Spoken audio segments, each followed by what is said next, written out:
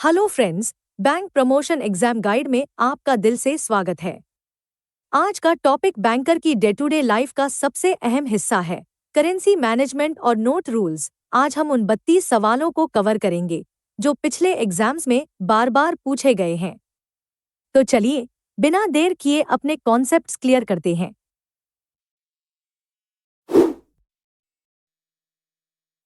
Balance sheet में currency in circulation कहाँ बैठती है?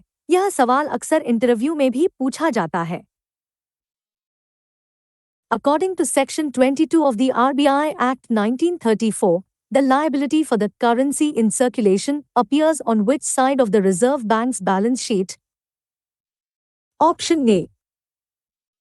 Asset side of the banking department. Option B. Liabilities side of the issue department. Option C. Liabilities side of the banking department. Option D. Assets side of the issue department.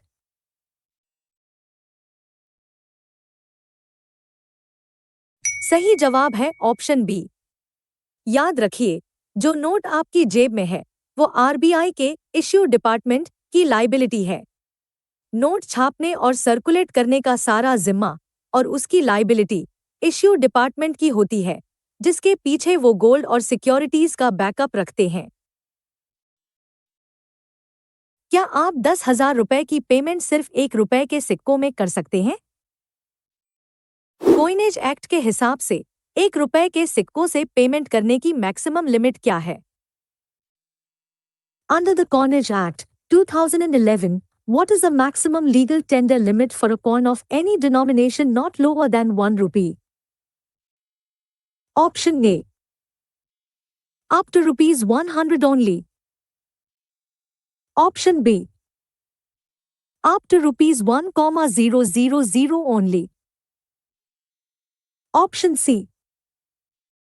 Up to rupees 10,000 only.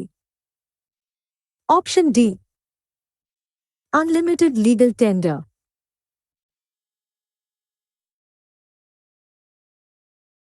सही जवाब है option B. Limit है 1,000 रुपए। सोचिए, अगर कोई बोरी भरकर सिक्के लाए तो गिनना कितना मुश्किल होगा। इसलिए कानूनन आप 1 रुपए या उससे बड़े सिक्कों में मैक्सिमम 1,000 रुपए तक ही लीगल पेमेंट एक्सेप्ट करने के लिए बाध्य हैं। उससे ऊपर आपकी मर्जी है।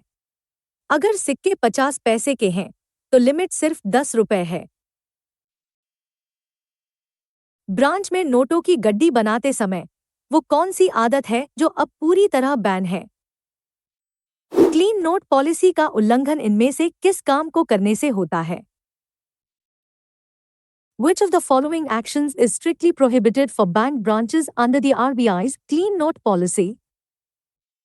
Option A. Sorting notes into reissuable and non-issuable categories. Option B. Stapling of note packets. Option C. Banding of note packets with paper polythene bands. Option D. Writing on the watermark window of banknotes.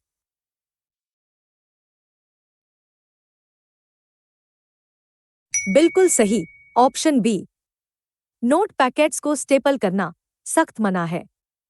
पुराने समय में banker stapler use करते थे, लेकिन pin की वजह से note फट जाते हैं और उनकी लाइफ कम हो जाती है। अब आपको सिर्फ पेपर या पॉलिथिन बैंड्स का इस्तेमाल करना है। अगर ऑडिट में स्टेपल मिले तो डांट पड़ सकती है। सोइल्ड नोट और म्यूटिलेटेड नोट में क्या बारीक फर्क है? जानिए अगले सवाल में। सोइल्ड नोट की सही पहचान क्या है? इन स्टेटमेंट्स को जरा गौर से पढ़िए। With reference to the RBI note refund rules, consider the following statements regarding a soiled note. 1. It includes a note that has become dirty due to normal wear and tear.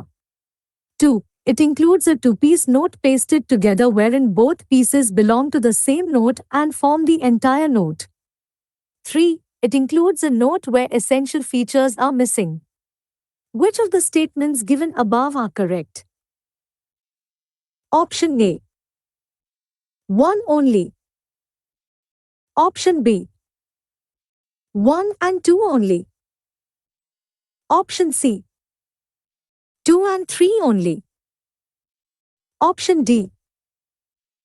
One, two and three.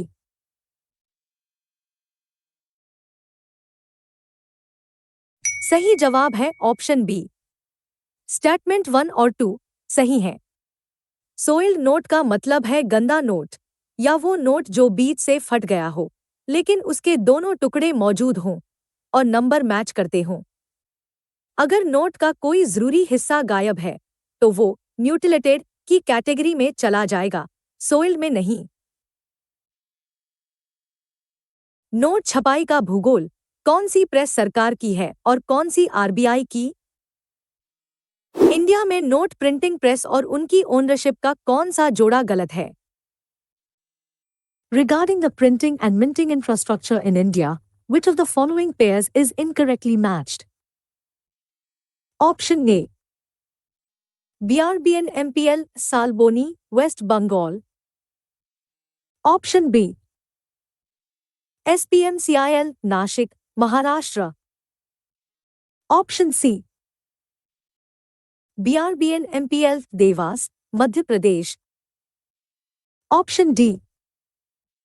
SPMCIL, Hyderabad, Mint.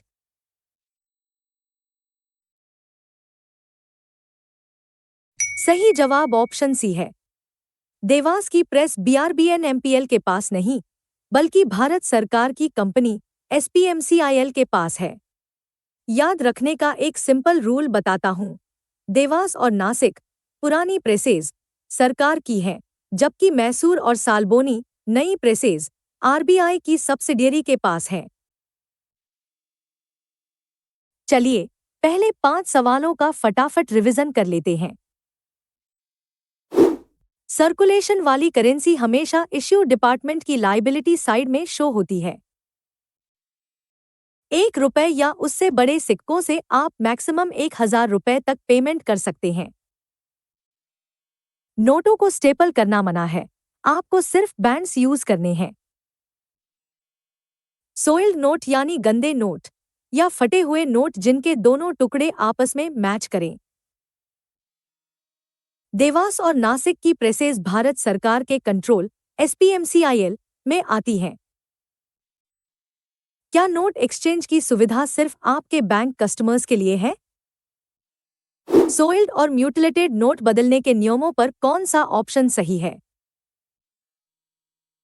Which of the following statements regarding the exchange of soiled mutilated notes facility at bank branches are correct? 1. This facility is available only to the customers of that specific bank branch. 2. Notes can be exchanged on all working days during business hours. 3. The facility is restricted to chest branches only. Option A. 2 only. Option B. 1 and 3 only. Option C. 1 and 2 only. Option D. All of the above.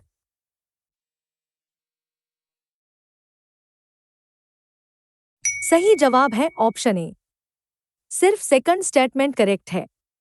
यह RBI का mandate है कि note exchange की सुविधा हर branch को देनी है, चाहे वो चेस्ट ब्रांच हो या न हो, और सबसे बड़ी बात, यह सुविधा नॉन कस्टमर्स के लिए भी खुली है, तो आप किसी को मना नहीं कर सकते।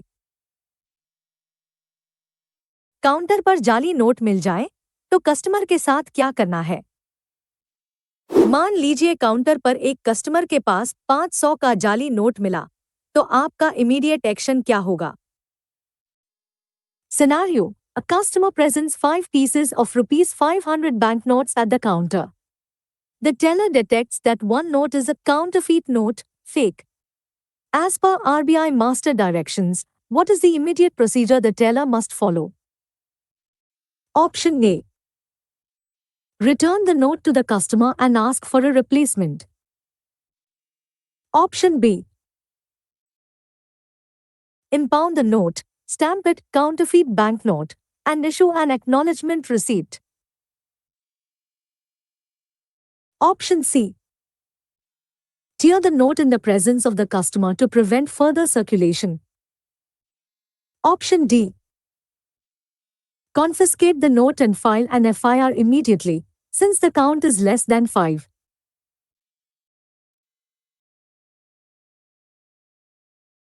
सही जवाब है ऑप्शन बी। नोट को तुरंत इम्पाउंड करें, उस पर काउंटरफीट बैंकनोट का स्टैंप लगाएं और कस्टमर को रसीद दें। नोट वापस करना या कस्टमर के सामने फाड़ देना गलत है। हमारा काम है उस जाली नोट को सर्कुलेशन से बाहर निकालना और सिस्टम में रिकॉर्ड करना। 2000 का नोट जाने के बाद किस नोट की डिमांड सबसे ज्यादा बढ़ी? आरबीआई की रिपोर्ट के मुताबिक 500 के नोटों की हिस्सेदारी बढ़ने का क्या कारण है? Consider the following statements based on the RBI Annual Report 2024-25. Assertion A. The share of rupees 500 banknotes in total currency in circulation has increased significantly in both volume and value terms. Reason A. The withdrawal of rupees 2,000 banknotes has led to a substitution effect, shifting demand primarily to the rupees 500 denomination. Option A. Both A and R are true, and R is the correct explanation of A. Option B. Both A and R are true, but R is not the correct explanation of A. Option C. A is true, but R is false. Option D. A is false, but R is true.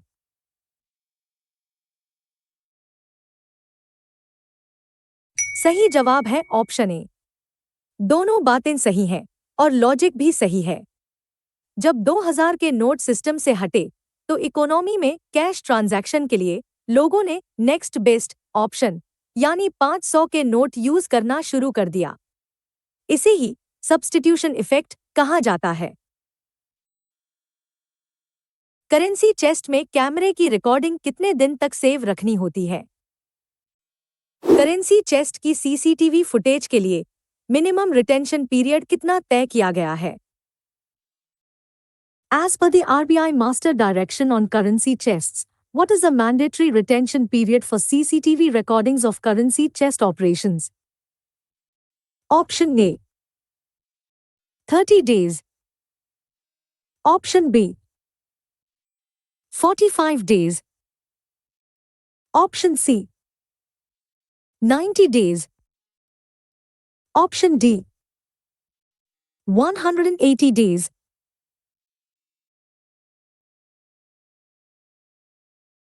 सही जवाब option C है, 90 दिन। Chest और vault area की हर गतिविधि की recording 3 महीने तक सुरक्षित रखनी होती है। अगर कभी कैश में शॉर्टेज आए या कोई फ्रॉड डिटेक्ट हो तो इन्वेस्टिगेशन के लिए यह 90 दिन का बैकअप बहुत क्रिटिकल होता है। अगर नोट पैंट की जेब में रहकर धुल जाए तो उसे क्या कहेंगे? जो नोट धुल गया है या सिकुड़ गया है लेकिन फटा नहीं है, उसे आरबीआई की भाषा में क्या कहते हैं? Under the RBI Note Refund Rules 2009, as amended in 2018, a note which is wholly or partially obliterated, shrunk, washed, altered, or indecipherable, but does not include a mutilated note, is classified as Option A. Soiled note. Option B. Imperfect note. Option C. Mismatched note. Option D. Defective note.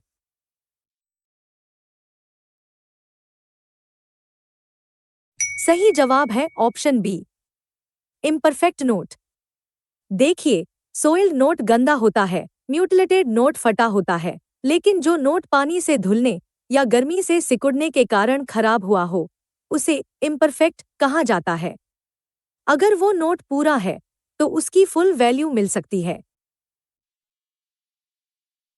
Quick revision का time हो गया है। देखते हैं आपको कितना याद रहा।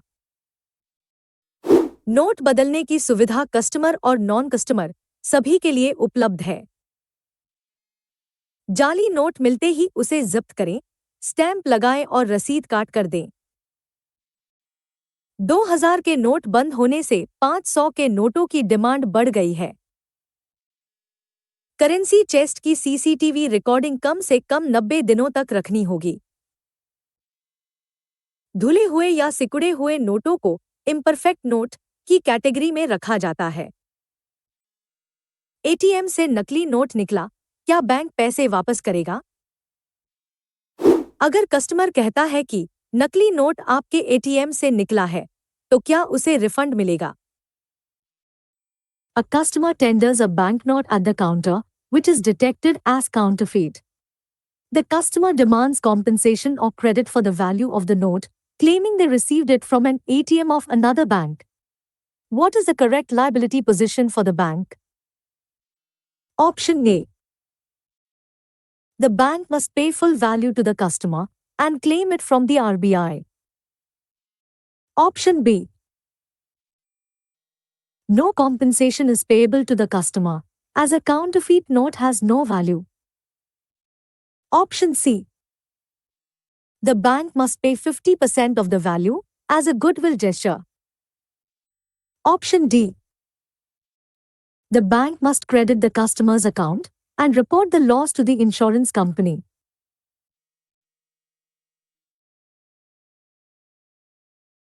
सही जवाब है ऑप्शन बी। बैंक कोई रिफंड नहीं देगा। देखिए, जाली नोट की वैल्यू 0 होती है। भले ही कस्टमर का दावा सच्चा हो, लेकिन काउंटर पर डिटेक्ट होने के बाद हम उसे लीगल टेंडर नहीं मान सकते। यह नियम थोड़ा सख्त है, पर फेक करेंसी को रोकने के लिए जरूरी है। चेस्ट में पैसे कम मिले तो आरबीआई क्या सजा देता है? करेंसी चेस्ट इंस्पेक्शन में शॉर्टेज मिलने पर आरबीआई पेनल्टी कैसे कैलकुलेट करता है? Consider the following statements regarding the penalty levied by RBI for shortages detected in currency chest balances during inspection. 1. The penalty is levied only on the shortage amount. 2. The penalty includes the recovery of the shortage amount plus penal interest. 3. The penal interest rate is typically linked to the prevailing bank rate. Option A. 1 only. Option B. 1 and 2 only. Option C. 2 and 3 only. Option D. 3 only.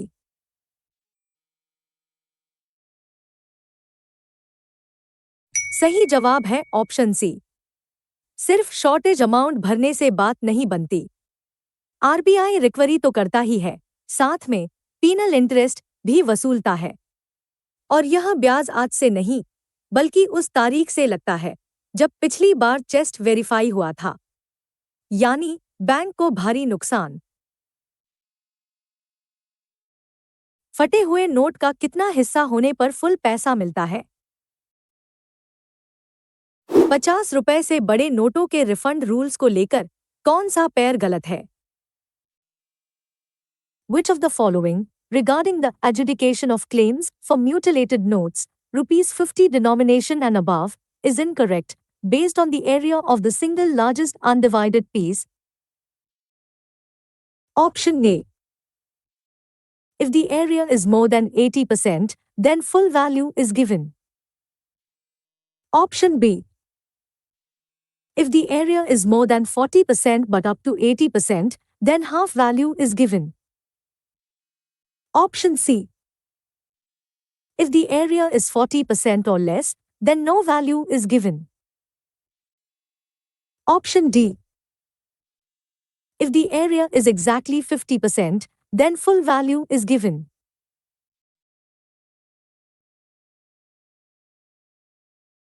सही जवाब है option D. यह गलत है। अगर note का area exactly 50% है, तो उसे फुल वैल्यू नहीं मिलेगी।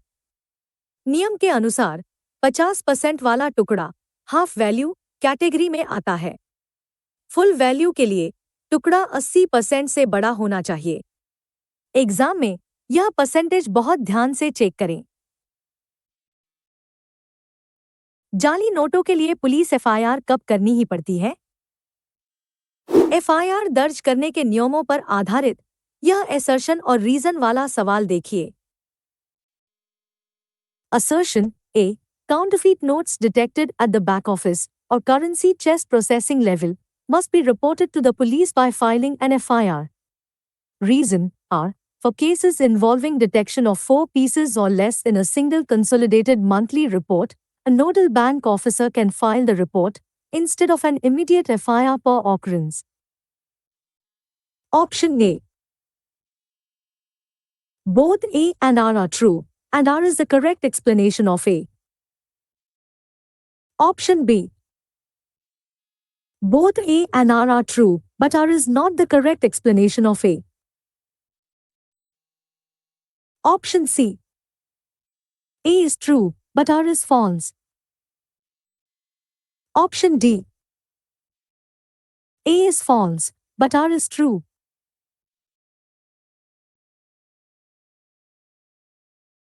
सही जवाब है ऑप्शन बी। दोनों स्टेटमेंट अपनी जगह सही हैं, लेकिन आर ए का सही एक्सप्लेनेशन नहीं है। पुलिस रिपोर्टिंग इसलिए होती है क्योंकि यह एक क्राइम है। प्रोसीजर यह है, अगर महीने में 5 से कम नोट मिले तो मंथली रिपोर्ट, अगर 5 या उससे ज्यादा मिले तो तुरंत एफआईआर। चेस्ट बैलेंस में गिनती की गलती क्या आरबीआई माफ कर देगा? अगर चेस्ट मैनेजर कहता है कि 5 लाख कम है, पर यह बस काउंटिंग एरर है, तो आरबीआई का क्या रुख होगा? Scenario: During an RBI inspection of a currency chest, a deficiency of rupees 5 lakhs is found in the vault balance. The chest manager claims it was a counting error. What is the prescribed RBI action? Option A. Allow the bank 24 hours to rectify the error without penalty. Option B. Debit the amount immediately and levy a flat penalty of rupees 5,000. Option C. Debit the amount immediately and levy penal interest from the date of the last inspection verification. Option D. Issue a warning letter only, since it was a counting error.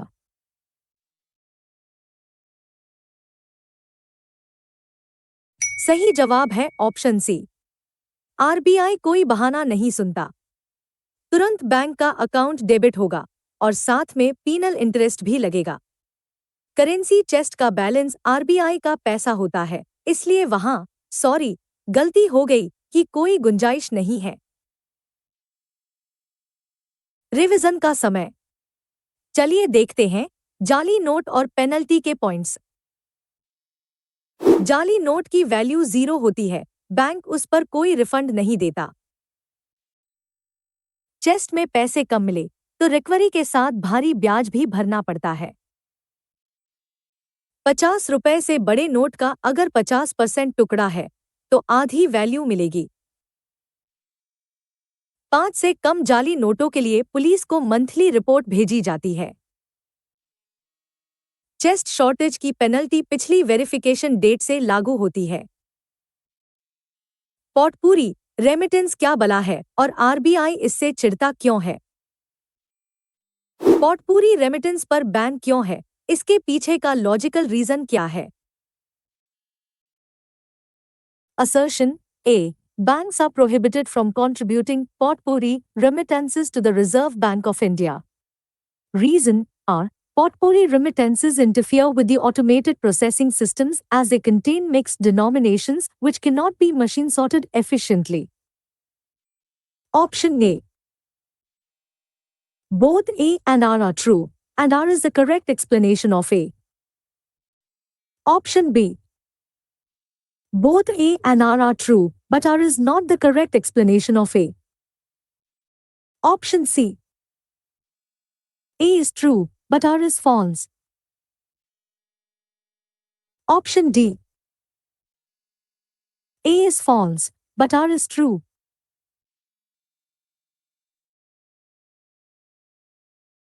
सही जवाब है option A.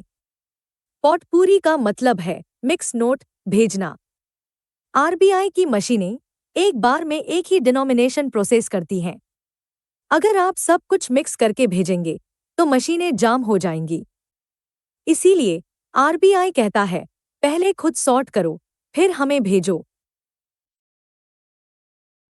जिले में currency का राजा कौन, collector या lead bank manager?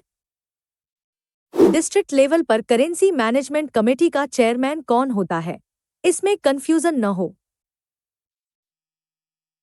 Who chairs the District Currency Management Committee, DCMC, constituted in each district to ensure smooth currency management? Option A. The District Collector Magistrate. Option B. The Lead District Manager, LDM, of the lead bank. Option C. The Regional Director of RBI. Option D. The Chief Manager of the largest currency chest in the district.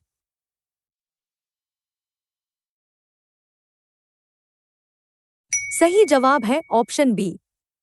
Lead district manager यानी LDM. अक्सर लोग सोचते हैं कि district level है तो collector होगा, पर करेंसी का काम एलडीएम देखता है।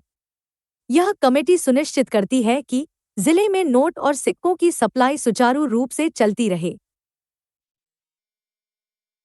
बैंक को सिक्कों की एक थैली बांटने पर आरबीआई से कितना कमीशन मिलता है? कॉइन डिस्ट्रीब्यूशन को बढ़ावा देने के लिए आरबीआई बैंकों को प्रति बैग कितना इंसेंटिव देता है? Under the current RBI incentive scheme for the distribution of coins, what is the incentive paid to banks for distributing one bag of coins? Option A. Rupees 25 per bag. Option B. Rupees 50 per bag. Option C. Rupees 65 per bag. Option D. Rupees 100 per bag.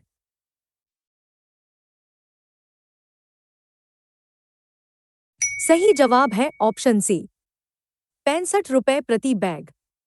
देखिए, सिक्के भारी होते हैं और उन्हें manage करना branch के लिए सिरदर्द होता है।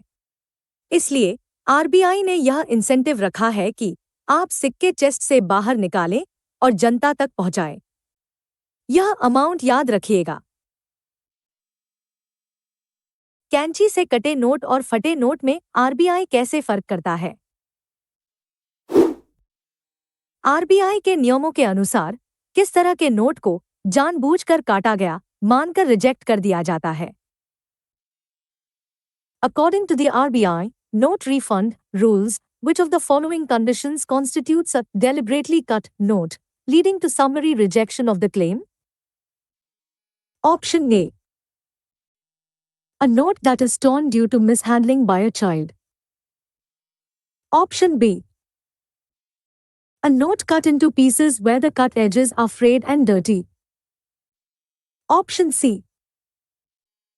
A note cut torn in a straight line or pattern, suggesting the use of scissors blades with an intent to claim multiple refunds. Option D. A note that has disintegrated due to being washed in a machine.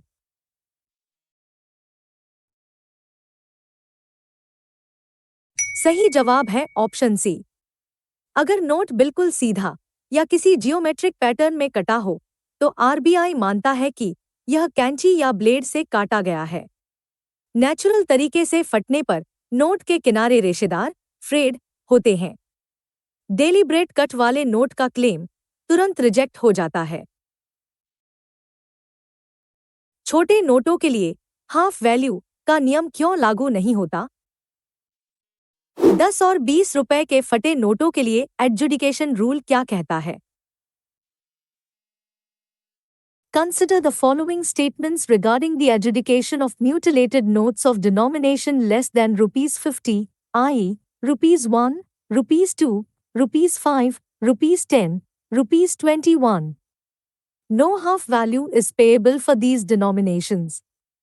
2. Full value is paid if the single largest undivided piece is more than 50% of the area of the respective denomination. 3. If the largest piece is exactly 50%, full value is paid. Which of the statements given above are correct? Option A. 1 only. Option B. 1 and 2 only. Option C. 2 and 3 only. Option D. 1, 2 and 3.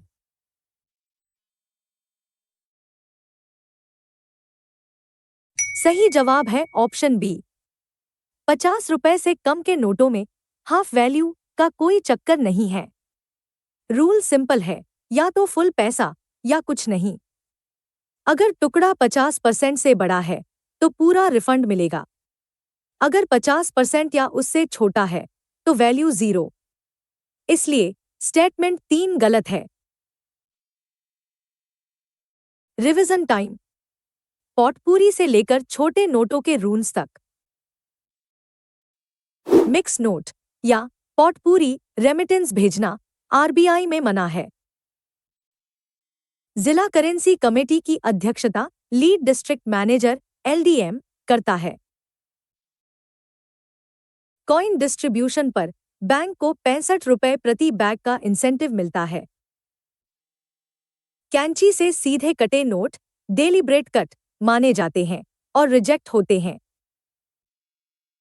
50 रुपए से छोटे नोटों पर half value का कोई प्रावधान नहीं है। बोरी भर फटे नोट लेकर आए तो क्या काउंटर पर ही बदल दोगे? बैंक ब्रांच में म्यूटिलेटेड नोट एक्सचेंज प्रोसीजर को लेकर कौन सा कथन गलत है? Regarding the procedure for exchanging mutilated notes at bank branches, which of the following is incorrect? Option A. Branches must display a board indicating the availability of the exchange facility. Option B. Notes presented by bulk tenders, example, private money changers, are accepted at the counter for immediate cash exchange. Option C. Individual tenderers can receive immediate exchange value for small quantities up to 5 pieces. Option D.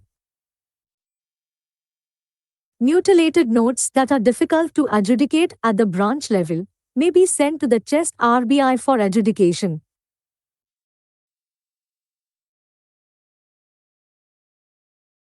सही जवाब है option B. यह statement गलत है। जो लोग bulk में note लाते हैं, जैसे मनी चेंजर्स, उन्हें काउंटर पर तुरंत कैश नहीं दिया जाता। उनके नोट एक बॉक्स में लिए जाते हैं और बाद में प्रोसेस करके उनके खाते में क्रेडिट किया जाता है। इमीडिएट एक्सचेंज सिर्फ आम आदमी के लिए है। 20 रुपए का 45% टुकड़ा, क्या वैल्यू मिलेगी? एक प्रैक्टिकल सिचुएशन, कस्टमर 20 रुपए का नोट लाया है जो सिर्फ 45% बचा है। आप कितना पे करेंगे? Scenario: a customer presents a rupees 20 banknote which is torn. The teller measures the single largest undivided piece and finds it covers 45% of the total area of the note. What is the payable value? Option A. Full value, rupees 20. Option B. Half value, rupees 10. Option C. Zero value, rejected. Option D. Quarter value, rupees 5.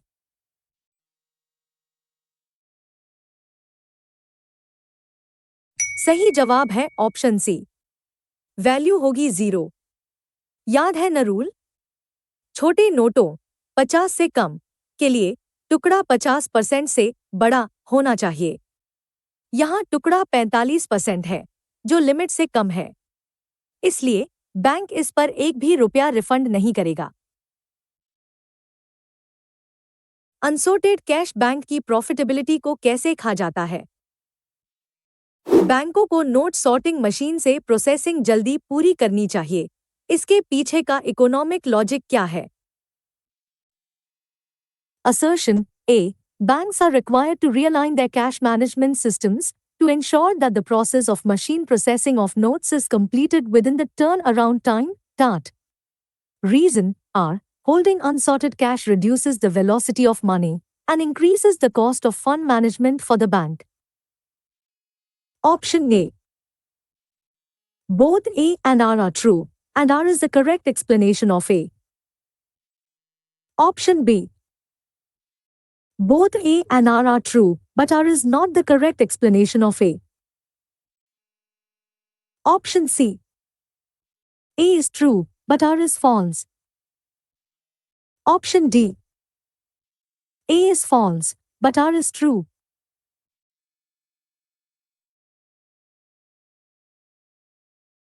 सही जवाब है option A. देखिए, unsorted cash एक dead asset है। जब तक वो sort होकर चेस्ट या आरबीआई को नहीं जाता, बैंक उस पर कुछ नहीं कमाता, बल्कि होल्डिंग कॉस्ट लगती है। इसलिए टर्न अराउंड टाइम टाट कम रखना बैंक के प्रॉफिट के लिए जरूरी है। नॉन कस्टमर से फटे नोट बदलने के पैसे मांग सकते हैं क्या? अगर कोई नॉन कस्टमर 20 सोइल्ड नोट बदलवाने आए, तो बैंक मैक्सिमम कितना चार्ज ले सकता है? What is the prescribed service charge that a bank branch can levy on a non-customer for exchanging up to 20 pieces of sold notes with a value not exceeding rupees 5,000? Option A. Rupees 2 per packet. Option B. Rupees 5 per transaction. Option C. Rupees 10 per transaction. Option D. Nil, free of charge.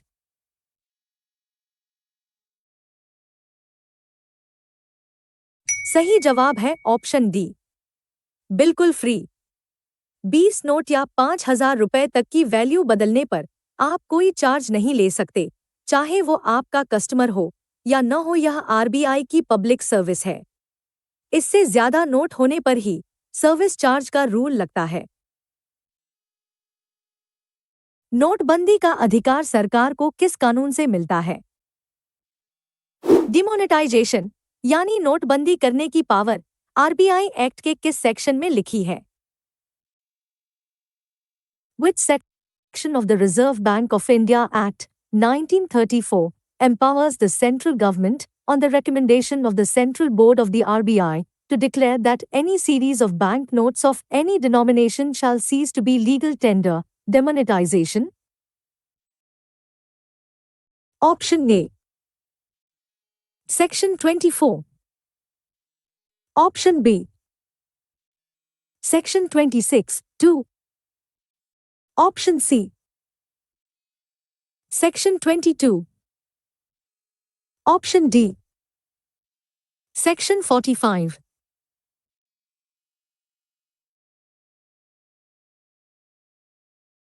सही जवाब है option B, section 26 subsection 2।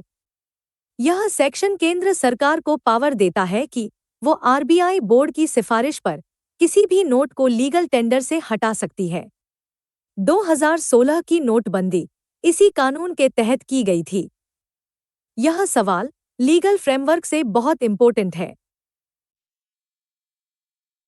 Revision time, bulk tenders से लेकर demonetisation तक। Money changers या bulk tenders को counter पर तुरंत कैश नहीं दिया जाता। 50 से कम के नोट में अगर टुकड़ा 50% या उससे छोटा है तो वैल्यू 0। बिना सॉर्ट किया हुआ कैश होल्ड करने से बैंक की कॉस्ट बढ़ती है। बी सोइल्ड नोट तक बदलने पर कोई सर्विस चार्ज नहीं लगता। नोटबंदी का अधिकार आरबीआई एक्ट के सेक्शन 26(2) से आता है। नोट के नंबर पैनल में स्टार का क्या मतलब है?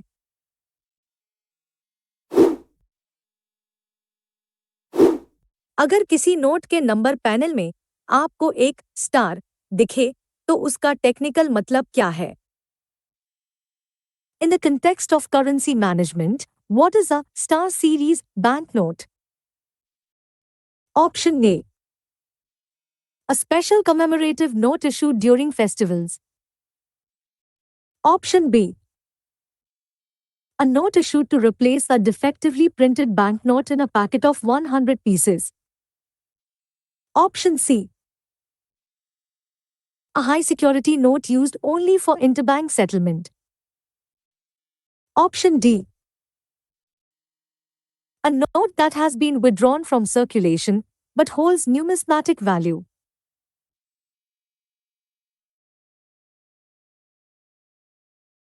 सही जवाब है ऑप्शन बी। स्टार सीरीज का मतलब है रिप्लेसमेंट नोट। जब गड्डी छपते वक्त कोई नोट खराब हो जाता है तो उसे हटाकर उसकी जगह स्टार वाला नोट लगा दिया जाता है। इससे 100 नोटों की गड्डी का सीक्वेंशियल नंबरिंग सिस्टम नहीं बिगड़ता। क्या मनी ऐप आपको बता सकता है कि नोट असली है या नकली? नेत्रहीनों के लिए आरबीआई के मनी मनी ऐप की सबसे बड़ी लिमिटेशन क्या है? The RBI launched the Money mobile aided note identifier app to aid visually impaired persons. Which of the following is a limitation or not a feature of this application? Option A. It can identify the denomination of the banknote. Option B. It works in offline mode once installed. Option C. It authenticates the banknote as genuine, detects counterfeits. Option D.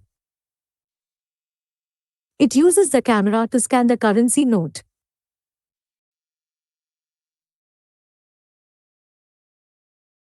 सही जवाब है option C. Money app जाली note detect नहीं करता। इसका काम सिर्फ note की वैल्यू बताना है, जैसे ये 100 का है या 500 का। यह नेत्रहीनों की मदद के लिए है, लेकिन असली नकली की पहचान के लिए इस पर भरोसा नहीं किया जा सकता। हर बैंक के हेड ऑफिस में जाली नोट रोकने वाली टीम का नाम क्या है? फोर्स्ड नोट विजिलेंस सेल (एफएनवीसी) के काम और जिम्मेदारियों पर ये स्टेटमेंट्स देखिए। Consider the following statements regarding the Forged Note Vigilance Cell (FNVC) in banks. 1. Every bank must establish an FNVC at its head office. 2. The FNVC is responsible for disseminating RBI instructions on counterfeiting to branches. 3. The FNVC monitors the implementation of the Counterfeit Currency Report (CCR) submission to FIU India. Which of the statements given above are correct? Option A. One only. Option B. 1 and 2 only. Option C. 2 and 3 only. Option D. All of the above.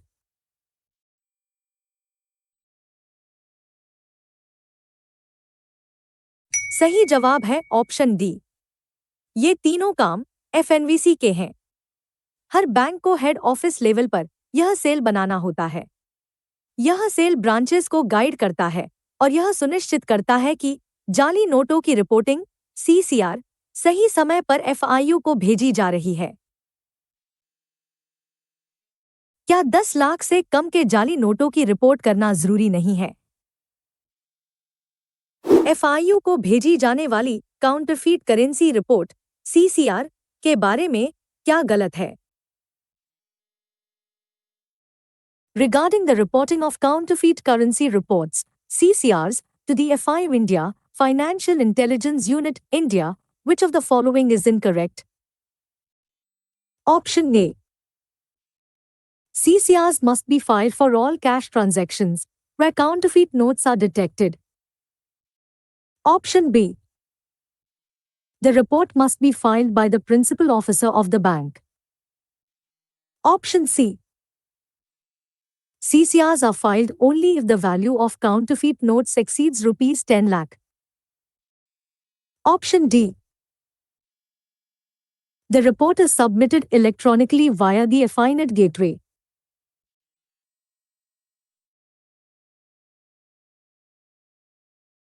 सही जवाब है option C.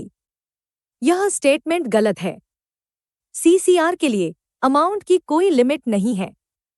10 lakh की limit cash transaction report CTR के लिए होती है। जाली note अगर एक भी मिले तो उसे रिपोर्ट करना मैंडेटरी है। फेक करेंसी पर जीरो टॉलरेंस है। मशीन ने नोट को रिजेक्ट बिन में डाला, क्या वो पक्का नकली है? जब नोट सॉर्टिंग मशीन किसी नोट को रिजेक्ट करती है तो आरबीआई के हिसाब से उसका क्या मतलब है? Scenario: A currency chest branch uses a note sorting machine (NSM) to process cash. The machine classifies a batch of notes into fit, unfit, and reject. According to RBI parameters, what constitutes a reject note in this context? Option A. A note that is genuine but too sold to be reissued. Option B. A note that is suspected to be counterfeit or unrecognizable by the machine. Option C. A note that is limp or has dog ears. Option D. A note that belongs to a different series design, example, pre-2005.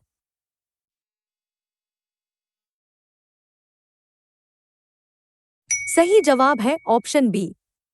Reject बिन का मतलब है suspicious.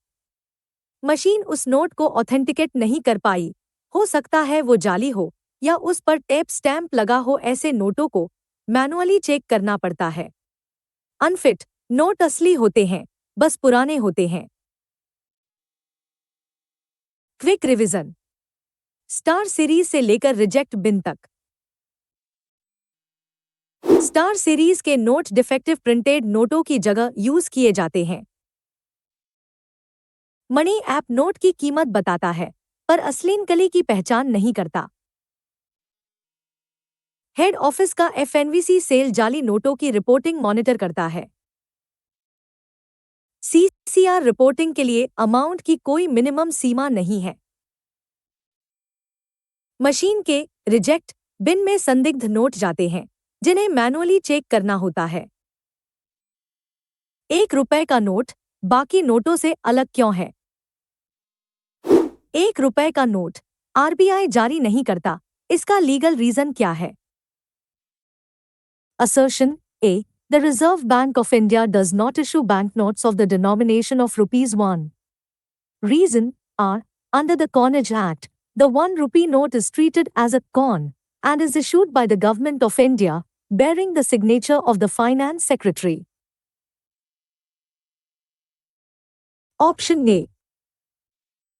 Both A and R are true, and R is the correct explanation of A. Option B. Both A and R are true, but R is not the correct explanation of A. Option C. A is true, but R is false. Option D. A is false, but R is true.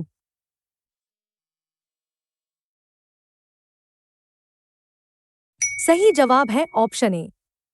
Technically 1 रुपए का note सिक्का माना जाता है, इसलिए इसे भारत सरकार की फाइनेंस मिनिस्ट्री जारी करती है, न कि आरबीआई। यही कारण है कि इस पर वित्त सचिव, फाइनेंस सेक्रेटरी के साइन होते हैं, आरबीआई गवर्नर के नहीं।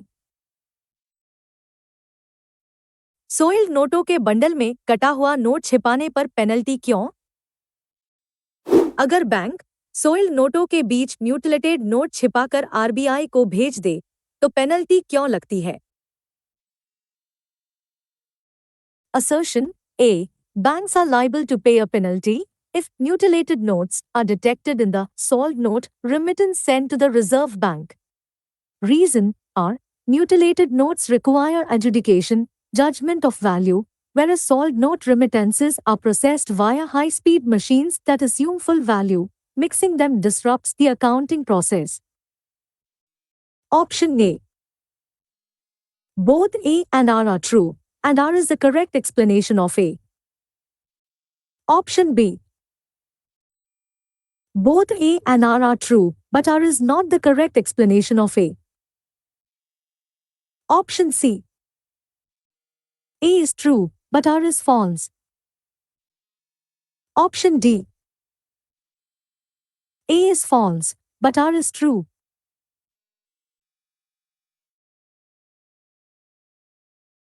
सही जवाब है ऑप्शन ए। सोइल्ड नोट मशीन से फुल वैल्यू पर प्रोसेस होते हैं, जबकि म्यूटिलेटेड नोट को मैनुअल जजमेंट चाहिए। अगर आप इन्हें मिक्स करेंगे तो मशीन रुकेगी और आरबीआई का पूरा प्रोसेस डिस्टर्ब होगा। इसलिए डिसिप्लिन बनाए रखने के लिए यह पेनल्टी लगाई जाती है। दोस्तों, आज हमने करेंसी मैनेजमेंट के 32 मोस्ट इंपॉर्टेंट सवाल कवर किए। Legal tender limits, refund rules और जाली नोटों का प्रोसीजर, ये सब एग्जाम के लिए बहुत क्रूशियल है। इन पॉइंट्स को एक बार फिर से रिवाइज जरूर करें। अगर आपको यह सेशन काम का लगा हो तो लाइक करें और अपने डाउट्स कमेंट्स में पूछें। मिलते हैं अगले वीडियो में।